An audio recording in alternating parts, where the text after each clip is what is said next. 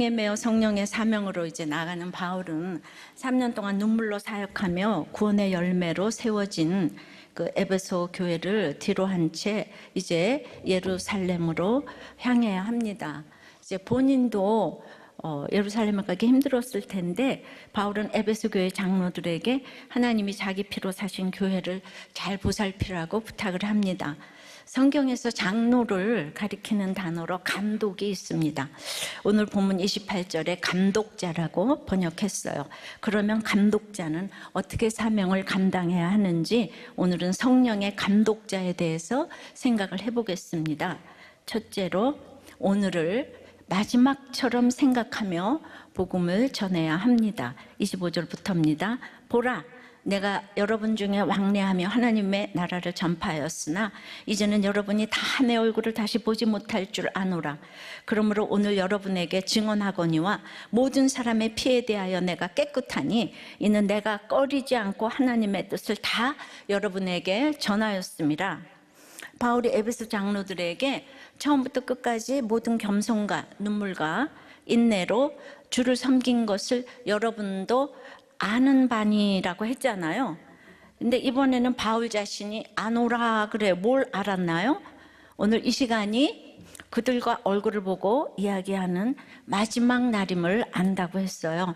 사실 이 장로들을 불러 모아 놓은 것은 마지막 양육을 하기 위해서이기도 하지만 가장 큰 이유는 에베소의 두란노소원에서 바울에게 제자 양육을 받은 사람들이 각 아시아 지역교회 대표가 되었기에 이 에베소 교회가 무너지면 바울이 1차, 2차, 3차 전도 여행을 하며 만난 수많은 아시아 지역의 교회들이 무너지기 때문에 에베소 교회는 바울 선교의 너무나 큰 상징이었어요. 그러하기에 바울은 이 에베소를 뒤로 한 채 장로들에게 이 교회를 부탁합니다. 큐티 선교를 하기 위해서는 앞으로 큐티하는 교회가 곳곳에 세워져야 하기에 지금 이제 우리들 교회가 너무 중요합니다. 그런데 개척부터 우리들 교회의 정관, 지금까지 한 번도 안 바꾼 그 정관 1장 2조에는 본교회는 큐티를 통해 말씀을 깨닫고 구체적인 삶의 적용을 통해 세상의 빛과 소금으로 살아가는 것을 그 목적으로 한다고 분명하게 명시하고 있어요. 그런데 다른 교인들도 아닌 성도님들 중에 우리가 왜 큐티 사역을 하냐? 교회에 집중을 해야지 하는 분이 있더라고요. 심지어 목사님은 책 팔러 다닌다고 하는 분도 있고 저희 큐티 사역을 그 노후 보장 그걸로 지금 아시는 분이 있더라고요. 저는 큐티인 전에도 아무 대가 없이 눈깔 사탕 하나 안 받고 이거 매일 성경이라는 큐티 책을 30년 가깝게 전 세계에 팔러 다녔어요. 그래서 큐티가 저변화되는데 일조했지요. 근데 이 큐티인 한 권은 인생을 바꾸는 터닝 포인트가 되는 일을 수없이 경험한 거 아실 거예요. 그것은 복음을 전하는 일이었지 책 파는 게 아니에요. 선교와 구제도 하지만 교회마다 은사가 다르잖아요. 우리들 교회는 가정 중수와 말씀 묵상으로 수많은 가정이 회복되는 이 선교를 핵심 가치로 놓고 갑니다. 눈에 딱 안 보여서 그렇지 이제 그런 모델 교회를 세우게 하셨다고 생각을 해요. 그래서 우리들 교회 정체성은 큐티예요. 어떻게 교회와 큐티 사역이 따로 가겠습니까? 이것을 이원론으로 생각하면 안 됩니다. 모든 사역은 구속사적 큐티를 위해 가는 것입니다. 그러니까 교회와 큐티 선교회가 따로따로 갈 수가 없어요. 여러분들이 간증을 안 적어주면 어떻게 큐티인 책이 나오겠습니까? 그리고 저의 인생의 남은 날도 여러분 아시다시피 그렇게 길지 않아요. 그런데 말씀 묵상이 강에서 바다로 가는 역사가 일어나고 있습니다. 너무 놀랍지 않습니까? 바울은 자신의 순교를 예견했어요. 에베소에 다시 못 올 거라고 생각했습니다. 우리는 내일 일을 모르기 때문에 내일 내가 죽을 수 있다는 생각을 하고 살아야 합니다. 저도 내일 일을 모릅니다. 큐티하는 것은 오늘 내게 임하는 하나님의 말씀으로 내일을 걱정하는 인간적인 내 생각을 죽이는 것이에요. 이것은 사실 오늘이 마지막인 것처럼 사는 것입니다. 오늘 내가 죽어도 오늘 내게 임한 주님의 말씀이 너무 달콤하고 감사해서 나로서는 할 수 없는 십자가 지는 적용을 하는 것이에요. 그런데 이 큐티 선교를 위해 제가 꺼리지 않고 하나님의 뜻을 전한 것이 무엇일까요? 항상 이렇게 제가 좋은 말만 해도 되지만은 이렇게 좋은 말 할 줄 모르는 사람이 어디 있겠어요. 위로 얘기만 해주면 좋겠지만은 22절에도 보라 나는 성령에 매여 예루살렘으로 간다고 했어요.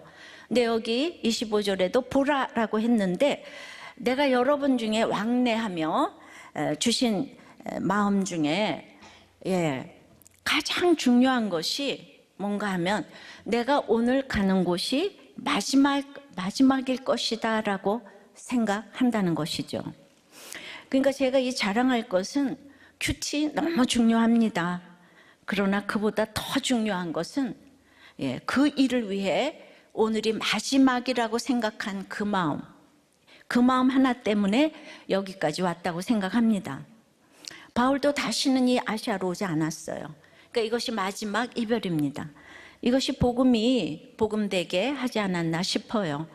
그러니까 바울의 그동안 행한 일도 엄청 많지만은 또 우리들 교회도 행한 일이 많지만은 그보다는 어떤 마음으로 여기까지 왔나, 그 마음이 가장 중요한 것 같아요.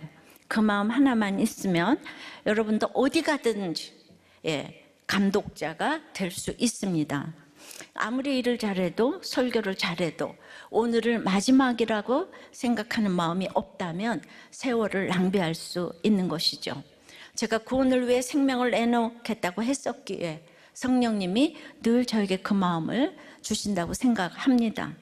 그래서 오늘 말씀에 모든 사람의 피에 대하여 내가 깨끗하다고 한 것이 그것입니다. 에스겔을 이스라엘의 파수꾼으로 세우시며 백성에게 말씀을 전해서 경종을 울리는 파수꾼의 책임을 다하지 않으면 에스겔에게 그 핏값을 찾겠다고 하셨어요. 에스겔 3장 33장에 같은 얘기가 나왔어요. 그러니까 듣든지 아니 듣든지 그 책임은 듣는 사람에게 있는 것이고요. 사명을 받은 에스겔은 꺼리지 말고 전해야 한다는 것입니다. 그러니까 말씀을 들은 사람에게 전할 책임이 있는 거예요. 그럼 이제 어떻게 전하는 것일까요? 저는 처음부터 큐티를 위한 큐티가 아니라 큐티가 말씀 묵상이죠. 늘 구원을 위한 큐티, 가정 회복을 위한 큐티, 예수 믿게 하는 큐티를 했기에 큐티 모임을 하면서 이 불신자에 대한 부담이 있고 안타까운 마음이 있었어요. 그런데 주중에 하는 큐티 모임에는 불신자는 거의 오지 않았어요.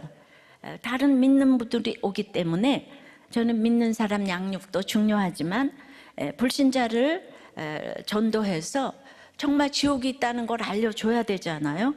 그래서 제가 주일 사역을 하고자 했지만은 저를 써주는 교회가 한 교회도 없었어요. 그래서 성령의 거절로 인하여서 이제 큐티 선교회 이사님들의 허락을 받아 교회를 개척하게 된 것입니다. 제가 개척하고 싶어서 한 것이 아니에요. 큐티 사역을 위해서 교회를 해야지, 그런 게 아니에요. 큐티의 꽃은 적용이고 그 적용의 결론은 영혼 구원이라고 했잖아요. 그렇게 제가 생각한 대로 이 성령의 작정을 하게 하셔서, 거절을 받으니까 작정을 하게 하셔서 지금까지 성령에 매어서 성령의 사명으로 오게 하셨습니다. 근데 여러분 18년 지금 지났지만은 제가 억지로 떠밀려서 이 길을 왔지만은 제가 교회를 개척하지 않았다면 저에게 맡겨주신 이 수많은 영혼은 어찌 되었겠습니까? 그러니까 이 교회를 개척하게 하신 것은 완전 성령의 작정이셨죠. 근데 고정관념이 너무 많아서 그렇지만 항상 걔가 말씀대로 왔기 때문에 이것이 이제 성령의 감독자가 되게 하신 게 아닌가. 우리도 교회가 이 장소 때문에 할 수 없이 주일 예배에 시간에 쫓겨가면서 전도 집회를 했어요. 주일 설교로 사람들을 주께 인도하고 그리고 결신시킨다는 게 인간적으로는 너무 힘든 일이에요. 그래서 첫 해에는 산부 예배 때 제가 전도 집회를 하면서 1시간 반 동안 간증을 했습니다. 근데 그 다음에부터는 모든 주일 예배 시간에 전도 집회를 하는데, 그래서 이제 여기서 휴문체육관에서 10년 동안 예배를 드리니까 당연히 모든 교회가 하는 주중 새벽기도, 부흥회, 특세 아무것도 못했잖아요. 오직 주일날 이렇게 예배 모이는 게 다였어요. 그리고 이제 판교가 지어졌는데 휘문회의 10년의 예배가 정체성이 된 셈이에요. 그래서 이렇게 주일에 전도대회를 할 수밖에 없었는데요.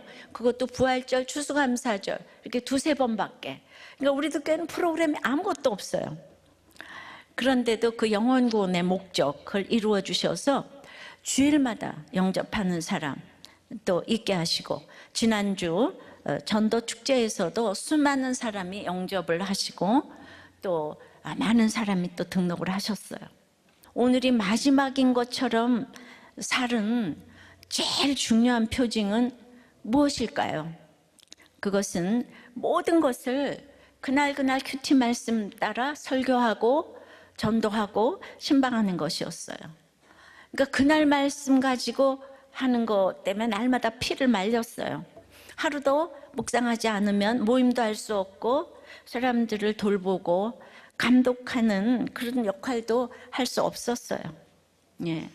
설교를 만세전부터 다 정한 거 가지고 그냥 읽으면 좋겠는데 그날 살았고 운동력 있는 말씀의 위력을 날마다 맛보았습니다. 근데 그것이 힘들었지만 성령의 사명이었기에 이런 묵상이 사람들을 살리고 또 살아난 사람들이 감독자가 되게 하셨어요. 이제 제일 앞권은요, 초창기에 느헤미야 설교할 때인데요. 그날 본문이 7장 39절에서 73절까지 사람 이름만 나오는 족보 본문이에요. 그래서 이 계보를 본문으로 전도축제 설교를 하려니까 제가 가위가 눌리는 거예요. 밤잠을 못 자고 그날 아침까지도 이 어려운 그냥 그 히브리식의 이름들만 나열된 거 가지고 어떻게 그 영접을 하고 예수를 믿겠는가, 피가 마르는 일이었어요. 그러나 그때로부터 성경의 어떤 본문으로도 수도 없이 듣고 알고 있는 제 간증이지만 하나님이 생기를 불어넣으시니 어떤 본문에서도 제 간증을 할 수 있을 때가 많았어요. 그리고 똑같은 간증인데 말씀이 늘 새롭게 들리는 은혜를 또 주셨어요. 물론 제가 100% 그날 본문만 가지고 한 것은 아니었어요. 그것이 또한 율법이 되면 안 되겠죠. 하여튼 인간의 힘으로는 못할 일인데 하나님께서 하셨어요. 정말 말씀은 놀랍습니다. 그러면 그날 본문 가지고 제가 어떻게 전도주일 설교를 했을까요? 그때의 내용은 바벨론에 포로 갔다가 귀환하는 사람들의 명단이잖아요. 근데 이제 200만 명이 이제 출애굽기에서 출애굽을 했어요. 엑소더스를 했어요. 근데 이 사람들이 가나안 땅에 들어가서 또 우상을 섬겨가지고 바벨론에 포로로 갔잖아요. 그리고 이제 귀환하는 그 명단이 나왔는데 그 출 바벨론 하는 명단이 42,360명인 거예요. 그러니까 남자만 치면 29,818명인 거예요. 그러니까 결국 200만 명 중에서 남은 자가 이렇게 적은 거예요. 이 남은 자가 너무나 귀함으로 42,360명으로 총수만 기록해도 되는데 그 조상들의 이름을 다 일일이 언급한 것이죠. 그런데 이 42,360명의 귀한 자들이 노비를 7,337명이나 데리고 온 거예요. 그러니까 이방 사람들을 이렇게 데리고 온 것은 그렇게 포로로 가서 점점 계급이 없어지고 나라 간의 차별도 없어지고 그리고 6분의 1이나 그 노비들을 데리고 온 것은 복음은 차별이 없다는 것이고 이 일을 위해서 믿음의 조상이 있었고 그리고 바벨론으로 포로되게 하시고 징계하셨지만 끝까지 거룩을 이루어 가시는 하나님의 신실하심을 믿고 어떤 상황이 와도 100% 오르신 하나님을 믿어야 할 것이라는 말씀으로 우리 다 같이 이 남은 자의 반열에 들어가자고 제가 호소했죠. 그랬더니 이 알아듣지도 못할 이름을 읽으면서 그 믿음의 조상들의 사연을 조금씩 언급하며 설교를 했는데, 난생 처음 온 불신자 분들이 다 내 이야기라고 하는 거예요. 그리고 교회 오래 다닌 사람들은 아이고 어려워 이러는 거예요. 이게 고정관념이 있잖아요. 저 무슨 이름 가지고 설교를 하나. 그러나 그 주일에 수많은 사람이 영접을 하시고 등록을 하셨어요. 우리는 수평이동이 아닌 거 아실 거예요. 불신자가 그냥 한 해에 500명 세례를 받은 때도 있는 거예요. 그러니까 여러분, 이 구속사적인 큐티 사역은 해도 안 해도 되는 것이 아니고 반드시 해야 하는 사역인 것입니다. 저의 노후보장 사역이 아니에요. 에스겔 1장에서 저의 사명이 시작이 되었는데, 에스겔 43장에 교회를 하면서 48장에 끝나는데 늘 지금 제 인생이 어디쯤에 있는가 늘 생각을 해봅니다. 뭐 언제까지 허락하실지 알지 못하지만 저는 늘 마지막이라는 생각을 하게 되는 것이 이것도 말씀대로인 거예요. 생각해 보세요. 제 인생이 뭐 이렇게 길게 남지 않았잖아요. 얼굴은 젊어 보이지만. 최선을 다해서 복음을 전했기 때문에 듣고도 영접하지 않은 사람이 당할 심판에 대해서는 자유하다는 것이에요. 생명은 전하라고 주셨는데 여러분이 아무리 착하게 살아도 이 복음을 전파하지 않으면 누구도 떳떳하게 심판대에 설 수 없다는 것이죠. 그렇게 제가 마지막처럼 가는 그 마음 때문에 제가 전할 때마다 많은 분들이 영접해 주셨어요. 바울이 내가 꺼리지 않고 복음을 다 전했다고 하는데, 저도 이 두려움의 종류가 점점 달라지고 있지만 구원을 위한 두려움은 날로 커갑니다. 교회가 이렇게 커졌다고 이 마지막처럼의 마음이 없어지지 않습니다. 지난주에 제가 장례식을 가도 결혼식을 가도 항상 한 영혼을 위해서 갑니다. 그래서 항상 마지막처럼 복음을 전합니다. 이 추상적으로 마지막처럼 사는 것은 뭐 믿음이 대단히 좋아서가 아니고 이게 거창한 것이 아니라, 제가 장례식에 가도 오늘 성경에 이 비밀은 인봉을 풀 자가 없다 그랬잖아요. 그러니까 예수님도 스캔들의 주인공이에요. 아직 처녀가 아들을 낳았으니까 이 비밀을 누가 풀겠습니까? 그렇게 시작해서 제 간증을 했습니다. 그런데 꼭 한 영혼 생각하고 가는 거예요. 그런데 오늘 큐티 본문대로, 그날 큐티 본문대로 말씀대로 사는 것이 가장 구체적으로 마지막처럼 사는 것이라는 거예요. 여러분 이해되세요? 저만 사는 게 아니에요. 여러분들도 다 마지막처럼 지금 살고 계신 거예요. 이해되시죠? 그래서 여기까지 이렇게 왔습니다. 그리고 지난주일에 제가 장례식 2군데 갔는데 1부 때 그 한 영혼이 오셨고요. 2부 때에 이렇게 또 형님이 와주셔서 저는 늘 감사하고 있는 거예요. 다른 사람이 필요 없고 항상 한 영혼 적용을 해보세요. 여러분은 오늘이 마지막이라고 생각을 합니까? 그래서 무엇을 하고 있습니까? 아직도 새털같이 많은 날이 남았다고 생각을 합니까? 그러면 성령의 감독자 우리는 무엇을 해야 합니까?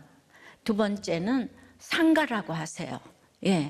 이 상가야지 성령의 감독자가 될 수 있어요. 28절입니다.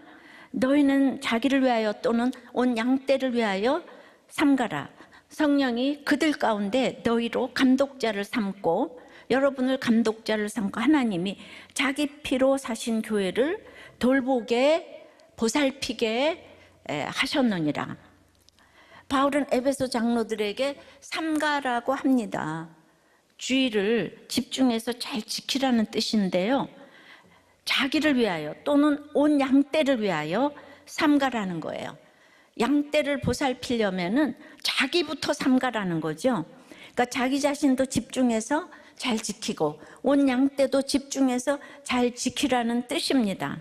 자신이나 교회의 모든 성도나 하나님 나라의 복음에 합당하게 사는 게 어렵다는 것을 인정하고 복음의 길에서, 진리의 길에서, 거룩의 길에서 벗어나지 않도록 삼가고 그 길을 끝까지 잘 따라가도록 삼가라는 것입니다.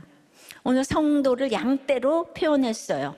하나님께서 우리를 비유하시는 단골 메뉴가 성도를 양떼로 표현하시는 거예요. 왜 양입니까? 눈도 나쁘고 힘도 없어서 자기 스스로 갈 길을 알지 못하기 때문입니다. 혼자서는 살아남을 수가 없기 때문이에요. 목자가 인도해 주어야만 가야 할 길로 갈 수 있고 목자가 지켜주어야만 안전할 수 있습니다. 목자에게 절대적으로 의존해 있는 존재가 바로 양떼입니다. 성도가 하나님께 절대적으로 의존하고 있다는 사실을 보여줍니다. 양떼 같은 성도들을 집중해서 잘 지키라고 성령께서 장로들을 감독자로 삼으셨다고 합니다. 감독자는 헬라어로 에피스코포스라는 말인데요. 에피는 대상에 집중하고 있다는 뜻이고요. 스코포스는 지켜보는 사람이라는 뜻이에요. 그래서 감독자는 집중해서 지켜보는 사람이에요. 그런데 여기서 지켜보는 게 그냥 눈으로만 보는 걸 뜻하지 않고요. 그 대상에게 가까이 다가가 관찰하고 조사하고 손으로 만져서 확인하는 그런 관심과 애정을 듬뿍 담은 시선을 함축합니다. 그래서 성령은 하나님께서 그렇게 우리를 관심을 가지고 집중해서 지켜보신다는 거예요. 출애굽기 3장 16절에 내가 너희를 돌보아 너희가 애굽에서 당한 일을 확실히 보았노라. 이 외에도 여러 곳에서 하나님의 그 돌보심에 대해 말씀하시는데요.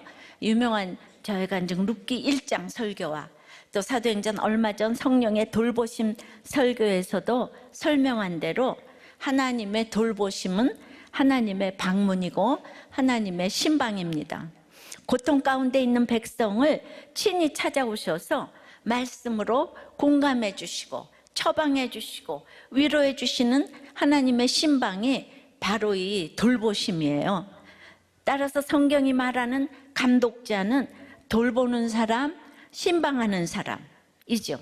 감시하고 지시하고 조종하는 상관이 아니에요.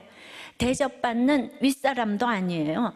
라떼는 말이야 하면서 잔소리하는 꼰대는 더욱 아닙니다.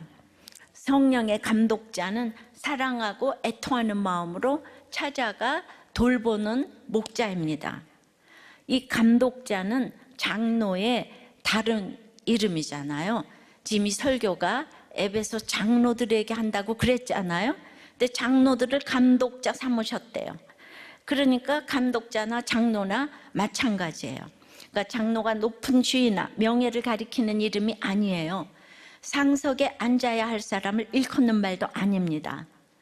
장로는 이타적인 돌봄과 섬김이 무르익고 성숙한 사람을 말합니다.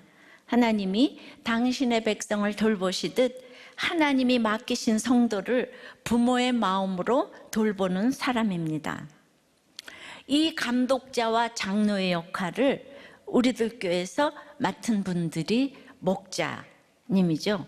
그 중에서도 목자들의 목자의 마을지기가 있고 또 마을지기들을 돌보는 초원지기가 있고 또 초원지기를 돌보는 평원지기가 있어요. 그래서 이 모든 그 직분을 직이라고 하잖아요. 직이. 이 초원지기, 마을지기, 병원지기. 그 직이라는 말이 마땅히 방점이 찍혀야 하는 단어인데요. 직이라는 말은 짐을 지는 사람이라는 거예요. 그러니까 초원을 돌보는 거룩한 사명을 지는 직분이라는 거죠. 또 평원을 돌보는 거룩한 짐을 지는 직분이라는 거예요. 그래서 우리는 초원장, 평원장 이런 단어를 안 썼어요. 마을지기, 초원지기, 평원지기 이 이름 자체에 이미 감독자, 즉 돌보는 사람이라는 뜻이 담겨 있지요. 그럼에도 이번에 교회의 미래를 준비하기 위해 이 평원지기와 초원지기를 장로와 권사로 세우고자 합니다.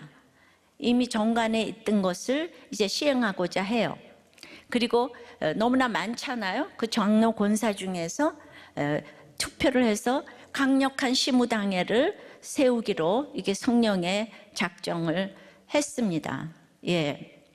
왜냐하면 이제 우리의 말씀 묵상 운동이 강에서 바다로 흘러가고 있는데 그 물결이 더 힘차게 흐르게 하기 위함입니다.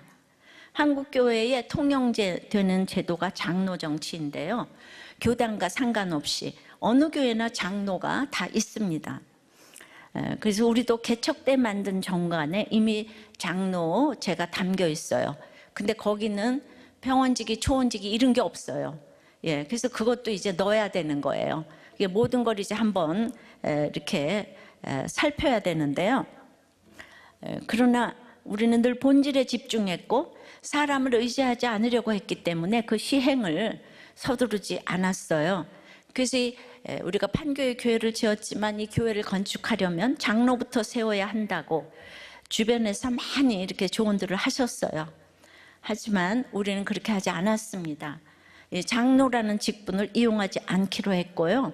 성경대로 장로로서 섬길 지체들을 양육하는 데 힘써 왔습니다.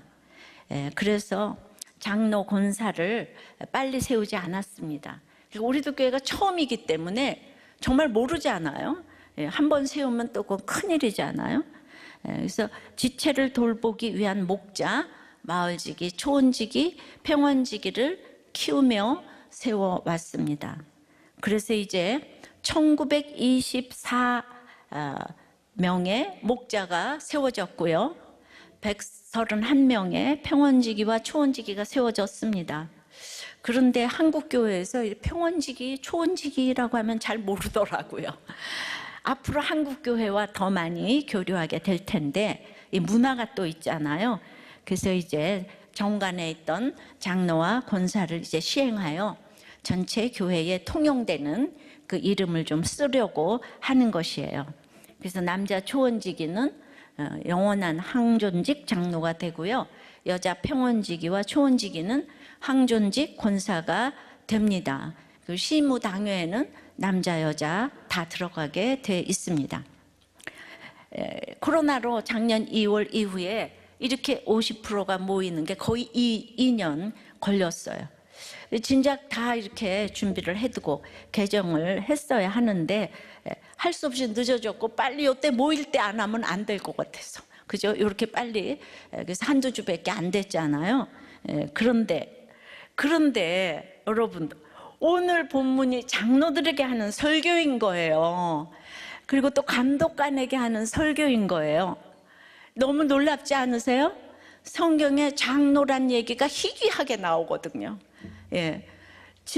근데 어떻게 이렇게 날짜도 이렇게 맞추셔서 이 정말 성령의 인도하심인 줄 믿습니다. 근데 보통은요, 장로는 아침에 세워지면 저녁부터 달라진다고 하는 말들이 있어요. 그리고 또 뭐 하려면은 뭘 또 내야 된다고 그러는데 우리는 도리어 우리들 교회가 그동안에 수고하셔서 이 선물을 정말 이게 드려야 되지 않나 이렇게 생각이 되는 거예요. 그래서 그 부분도 우리들 교회는 정말 귀감이 될 줄을 믿습니다. 성령의 감독자로 세움을 받는 여러분은 정말 자신을 잘 삼가셔서 이 맡겨주신 지체들을 잘 돌보시기를 바랍니다. 하나님이 자기 피로 사신 교회라고 하셨어요. 그러니까 하나님만큼 값진 교회라는 뜻인데요. 그 교회를 보살피는 것, 목자가 양떼를 인도하고 먹이듯 그렇게 사랑과 인내로 보살피는 것이 성령의 감독자가 삼가 지켜야 할 책임입니다. 성령의 감독자가 이렇게 철저히 삼가야 하는 이유는 무엇일까요? 29절, 30절이에요. 내가 떠난 후에 사나운 이리가 여러분에게 들어와서 그 양떼를 아끼지 아니하며 또한 여러분 중에서도 제자들을 끌어 자기를 따르게 하려고 어그러진 말을 하는 사람들이 일어날 줄을 내가 아노라. 예. 그러니까 사나운 일이는 예수 그리스도의 진리의 복음을 어지럽히는 이단의 무리일 수도 있고요, 교회를 박해하고 비방하고 조롱하는 악한 세력도 사나운 일입니다. 이들이 들어와서 성도들을 아끼지 않고 다 먹어버릴 것이기 때문에 성도들이 그럼 굶잖아요. 영양실조 걸리잖아요. 그렇게 되는 걸 막기 위해서 감독자들이 자신을 삼가야 되는 거예요. 양떼에게 삼가라고 하려면 감독자들이 자신부터 삼가야 하는 거죠. 뿐만 아니라 교회 안에서도 제자들을 미혹하여 주님이 아니라 자기를 따르게 하려는 사람들도 일어날 것이기 때문에 끊임없이 아주 집중해서 이제 이렇게 살펴야 된다 그랬잖아요. 집중해서 주님이 우리를 살피듯이. 근데 이런 사람들이 지금 교회 안에서 생긴다고 하시니까 너무 걱정이 됐고, 그런데 교회 역사를 보면 그런 일이 참 많았잖아요. 어그러진 말, 왜곡된 말, 사실과 다른 말, 사실이 아니지만 욕심을 자극해서 믿고 싶게 만드는 말을 하는 사람들은 그냥 이 사회나 교회나 그냥 어디에서나 늘 있습니다. 주님이 피로 사신 교회에서 이런 사람들이 나오는 것은 너무 가슴 아픈 일입니다. 예, 그냥 이때 이 설교를 하려고 제가 또 이상한 얘기를 이렇게 듣게 하셨는데 상상이 안 되죠. 예, 그러니까 안팎에서, 밖에서뿐만 아니라 안에서도 자꾸 이간질을 시키고 분열시키는 일을 합니다. 근데 이제 양의 탈을 쓰고 미혹하며 왜곡하기에 어리석은 양은 늘 따라갑니다. 근데 이게 분별이 쉽지 않아요. 일단 남의 말을 교묘하게 공정이라는 이름으로 늘 이렇게 안 좋게 비난하는 사람은 일단 조심해야 돼요. 구속사가 정말 확 들어와 있는 사람들은 그렇게 하지 않아요. 이런 미혹하는 사람들을 분별하기 위해서는 감독자는 바른 복음, 진리의 복음을 더 분명히 알아야 합니다. 그렇게 하기 위해서는 뭐 딴 게 아니죠. 매일 말씀 묵상해야 돼요. 오늘 마지막처럼 오늘 나에게 주신 음성을 들어야 해요. 그리고 적용하는 삶을 더 철저히 살아야 하겠죠. 이것이 성령의 감독자가 삼가 지켜야 할 또 하나의 책임이에요. 교회를 지키기 위해서. 예. 그런데 에베소 교회가 바울이 있을 때는 이렇게 말을 잘 들었는데 에베소서 보면은 한 3년쯤 지나서, 요새 우리 계시록 큐티 하잖아요. 첫사랑을 버렸다 그러잖아요. 그러니까 바울도 너무 염려가 되는 것처럼 저도 또 염려가 됩니다. 적용해 보세요. 삼가야 하는 줄 알면서도 잘 삼가지 못하는 일은 무엇인가요? 어그러진 말을 분별하여 멀리 합니까? 욕심대로 듣고 선동이 됩니까?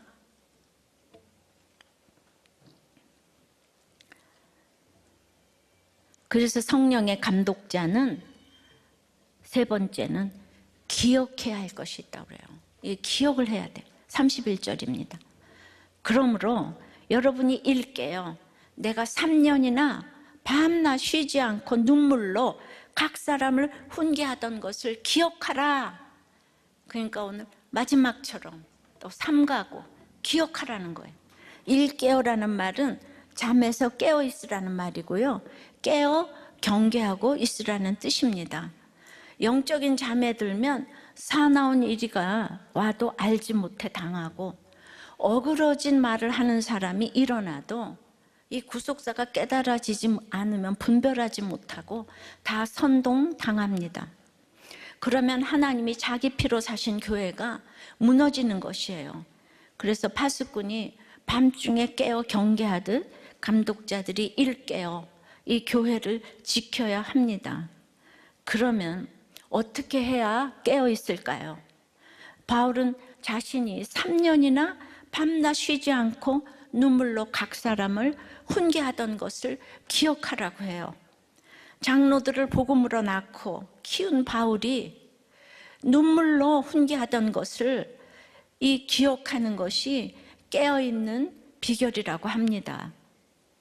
여러분, 제가 지난 30여 년간 또 교회하면서 18년간 날마다 쉬지 않고 말씀을 묵상하고 설교 준비를 하고 여러분들을 신방하며 상담하고 양육한 이 모든 것을 기억하시기 바랍니다.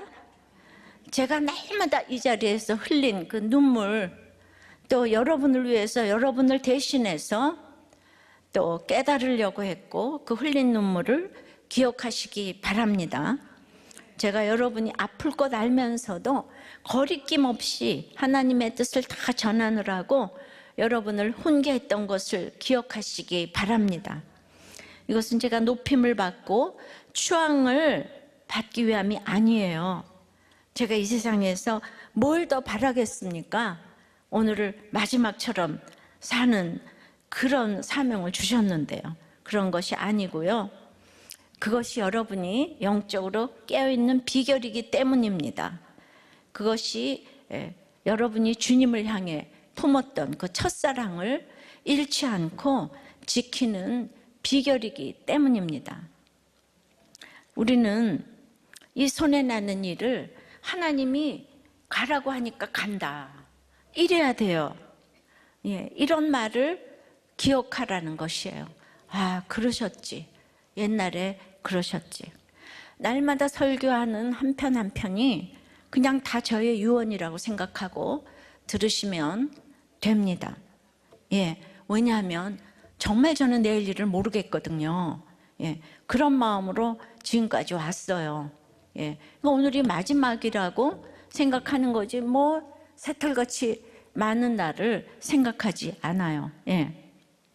자, 예를 들어서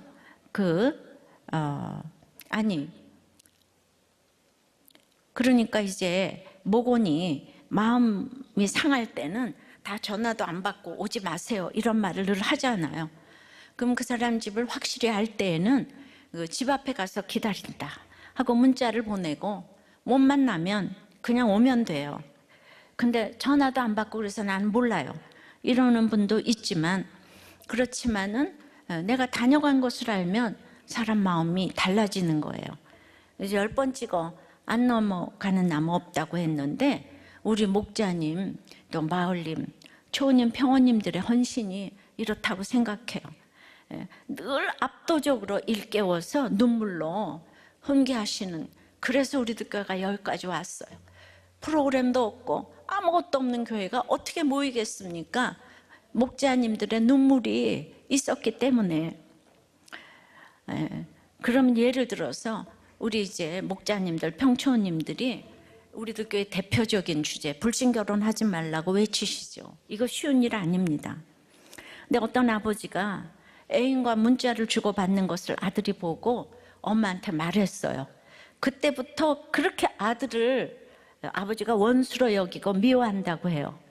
이 아버지가 엘리트고 박사인데 이것이 아들에게 어떤 상처를 주는지 전혀 모르고, 이 세상에 학문이 얼마나 초등학문이면 그 얘기를 했다고 아들을 원수처럼 여기겠습니까?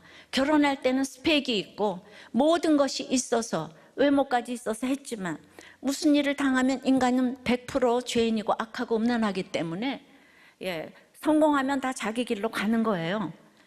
자기 그 쾌락이 최고인 거예요.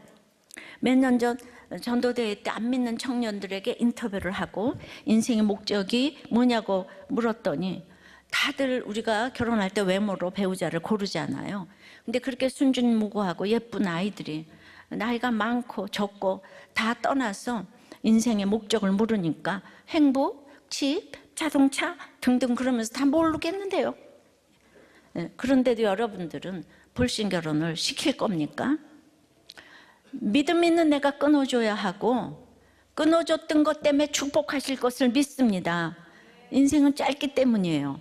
그래서 지혜로운 처녀가 미련한 처녀에게 자기 기름을 나누어 주지 않는 거예요. 구원의 문제는 너무 절실한 거예요. 나누어 주어서 갈 수 있는 것이 아니에요. 와이프 치마꼬리 붙잡고 갈 수 있는 것이 아니에요. 네가 학벌도 있고 너무 잘생겼지만 믿음이 없어서 믿음 때문에 너를 끊는다. 그래야 이 돈 있는 사람이, 잘생긴 사람이 인생을 심각하게 한번 생각을 해보고 예수 안 믿는 것이 참 심각하구나 하는 생각할 기회를 주는 것만으로도 상급을 주실 줄 믿습니다. 근데 이런 일이 또 있죠. 내가 목사님 때문에 그 사람 끊었더니 제가 너무 이상한 사람 만났잖아요. 그리고 그 사람은 나중에 예수님을 저렇게 잘 믿잖아요. 나는 이게 뭐예요? 이런 사람이 꼭 또 있습니다. 그럼 이런 상황은 어떻게 해석해야 하나요? 그것이 알고 싶죠? 그러니까 안전하서나 구원이 목적이 아니라서 그래요. 좋은 일이든 나쁜 일이든 구원이 목적이 아니기 때문에, 결국 기복이기 때문에, 예, 그런 얘기를 하는 거죠. 제가 오늘 굉장히 수준 높은 이야기를 하는데 알아듣습니까? 들었어요? 예. 그러니까 우리가 어린애부터 그렇게 노래를 하잖아요. 불신결혼은 안 된다. 적어도 세례받고 양육을 받아야 한다. 예. 그런데도 그 말이 이제 안 들리니까 결혼하려고 와 있다 기분이 나쁜 거죠.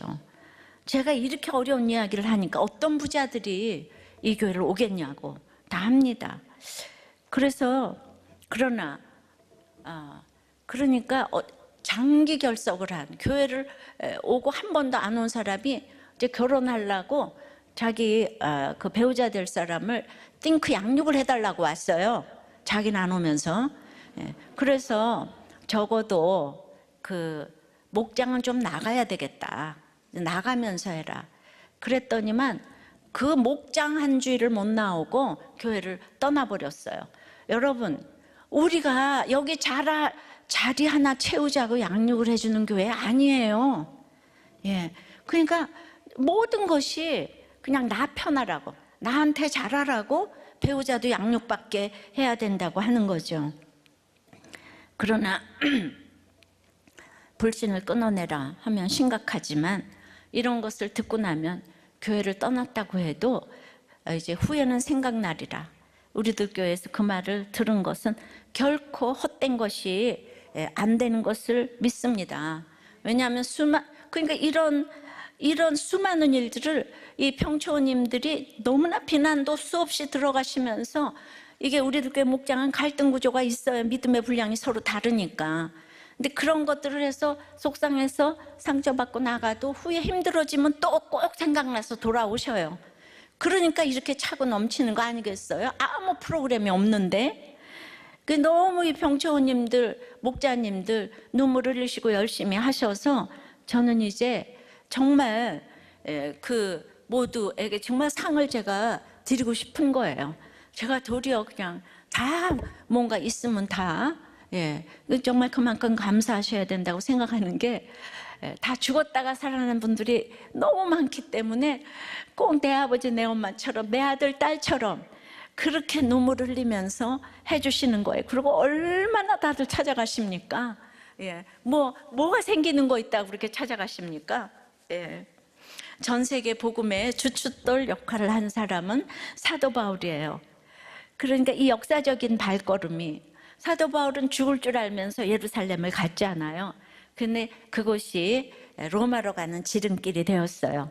그러니까 내가 환란이 있는 예루살렘을 선택할 때, 내가 죽을 것 같은 남편과 아내와 자녀와 이 모든 이 환란이 있는 예루살렘을 선택할 때 로마가, 전 세계가 복음화되는 놀라운 영광을 허락하신 겁니다. 저도 이 환란과 결박이 기다리는 결혼을 했잖아요. 근데 성령의 매임을 받아서 헌신한 후에도 여전히 문밖 출입을 못하고 집에 13년간 매임을 받고 있었죠. 그러나 성령의 사명으로 나가게 하셨기 때문에 그것이 오늘날 우리들 교회와 큐티 선교회, 먼저 큐티 선교회와 우리들 교회와 그리고 전 세계의 복음으로의 길이 열려진 줄을 믿습니다. 그러니까 제가 그 남편하고 이혼했으면 어쩔 뻔했어요. 저는 이혼할 이유가 1000가지도 넘었는데, 근데 거기다가 이 매임에다가 진리의 성령님 말씀 묵상이 딱 떨어지니까 그냥 이렇게 성령의 매임이 돼서 사명이 되어서 지금 이 얘기를 하면서 여러분들을 살리고 있잖아요. 그렇기 때문에 이런 일을 하게 하고자 눈물로 훈계해주는 믿음에 앞선 증인들이 있어야 하는데, 우리들에게 이런 많은 증인들을 허락해 주신 것이에요. 아까 우리 초원님도 간증해 주셨지만 저런 아픈 얘기들을 계속 하셔서 상처가 별이 되어서 많은 사람들, 그냥 교회 한 자리 숫자 채우려고 나오는 게 아니라 진짜 이 증인이 증인을 낳고 그냥 나의 솔직한 진솔한 얘기들을 하게 되니까 하나님께서 그 수고를 이제 갚아 주실 것입니다. 그래서 우리 성도님들은 그렇게 해서 세워지는 이 목자와 이런 다 부목자, 목자, 마을지기, 초원지기, 평원지기, 그러니까 이 더욱더 윗질서를 존경하고 사랑하시면 감사하겠어요. 여기서 바울 사도는 자기의 눈물을 기억하라고 했잖아요. 여러분들 모두의 눈물을 기억하시는 우리 모든 성도 여러분들 되시기를 바랍니다. 적용해 보세요. 영적으로 일깨어 있기 위해 기억해야 할 눈물의 훈계는 무엇입니까? 그리고 내가 눈물로 훈계해야 할 사람은 누구입니까? 이 기억해야 할. 근데 바울의 그 선교 일정의 3년은 굉장히 긴 거예요. 근데 여러분들은 눈물로 훈계할 사람 몇 년 동안 눈물로 훈계했나요? 내가 몇 년 동안 눈물로 훈계해야 할까요? 아유, 그냥 멀었어. 내가 아무리 눈물을 흘려도 안 변화된다고. 오늘 일부 예배 때 7년 동안 방에서 안 나오던 우리 이 집사님의, 목자님의 아드님께서 오늘 판교에 출석을 했대. 7년 동안 방에서 한 번도 안 나왔던 아들이. 머리를 한 번도 안 잘랐어.